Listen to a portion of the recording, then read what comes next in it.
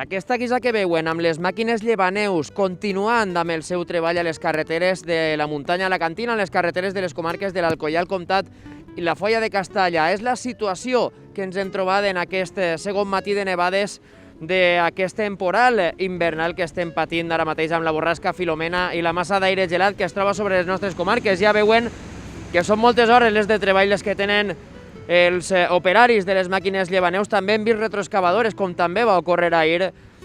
transitant per les diferents carreteres, especialment en la zona que dona accés a les valls que venen de la Foia de Castalla a la Foia d'Alcoi, després de que ja siguen moltes hores les que van transcorreguent d'aquesta nevada que ja dura 2 jornades, la de dijous, dia 7 de desembre, i la d'avui, divendres, dia 8 de gener. Encetem aquest d'any nou amb aquestes precipitacions de neu que avui ja, com poden veure, són més consistents que les d'ahir. Tenim gruixos més interessants. Aquesta vegada sí que pareix que s'han arribat als 15 centímetres, que és on estava xifrada l'alerta que havia establert l'Agència Estatal de Meteorologia per a l'interior de la província d'Alacant. Tot i això, ni de llarg la situació és la pitjor que està donant-se en aquest episodi de temporal a tota Espanya. La situació és la pitjor, vull dir que no és la pitjor la que estem patint així. Hi ha altres zones molt més afectades per aquest temporal, amb gruixos molt superiors i amb problemes molt superiors també de circulació. En qualsevol cas, són diverses les carreteres que hi han tallades. Si ja en la jornada d'ahir parlaven de diverses vies per les quals no es podia circular, que havien sigut tancades per precaució, parlem, per exemple, del port de Canalís entre Onil i Banyeres, de la carretera Alcoi Bocairent o dels accessos a la Font Roja o al Preventori a la ciutat d'Alcoi, entre altres. També complicacions a l'autovia, ja havien a l'altura de Muro en l'accés cap a la vall d'Albaida, un port, ja saben, a pesar de que no és molt elevat, no està situada massa alçària, les precipitacions venen en aquest sentit. I també a la localitat de Banyeres hem vist màquines treballant, és el que ens han comentat en aquesta passada nit, per a respondre a les necessitats de transport que havia formulat aquesta tempesta, aquesta borrasca Filomena, que pel moment continua deixant-nos neu a les nostres comarques i veurem si continua cara al cap de setmana.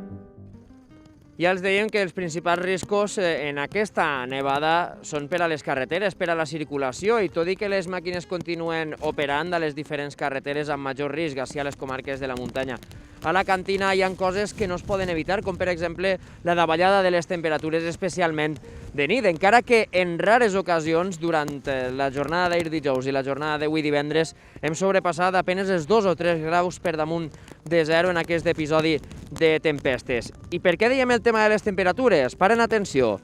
Així, justet als meus peus, hi ha una placa de gel, com veuen, no pot eixir volant perquè és neu, però ben xafada, ben concentrada, i aquest és precisament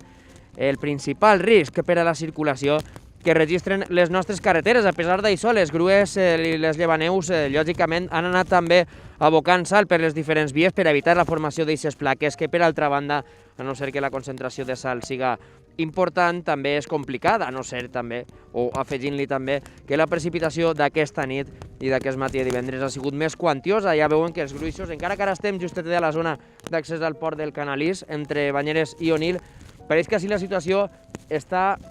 prou igual que estava ahir, però sí a la carretera de la Venteta dels Cuernos, que dona accés des d'Alcoi, des de precisament aquesta carretera, a les localitats d'Ibi i d'Onil, sí que hem trobat gruixos molt majors. Així mateix, ara aiguaneu és el que està caient i això que devem estar en l'entorn dels 900 metres d'alçària sobre el nivell del mar en aquest episodi, que recorden, pot continuar encara acaba el cap de setmana, encara que no es preveuen que les acumulacions o les alertes de l'Agència Estatal de Meteorologia siguen com les previstes per al passat dijous i aquest divendres.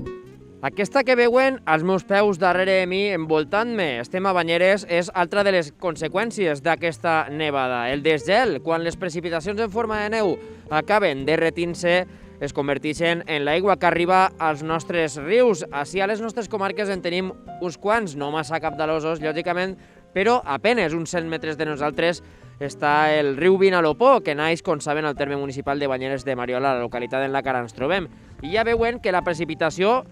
ja siga neu o en aigua, ha sigut relativament quantiosa, perquè estem a la zona del xarrador i, com veuen, tenim dos vies inclús d'aigua, la habitual, que va per fora de la carretera, i una que inclús arreplega tota l'aigua que va venint dels diferents bancals dels diferents carrers d'aquesta localitat i corre paral·lela a la carretera fins a ajuntar-se. Tota aquesta aigua acabarà finalment sent abocada al riu Vinalopó, que està al fons d'aquestes imatges que estan veient ara mateix. Un paratge que, com saben, està tancat per les condicions de pandèmia de la Covid i amb més importància sí cal mantenir-ho tancat després d'aquestes precipitacions en forma de neu que han caigut durant aquestes jornades de dijous 7 de gener i divendres 8 de gener. I tornem a repetir, a pesar de que l'alerta no està activada, alerta taronja és la que tenim encara en aquesta jornada de divendres,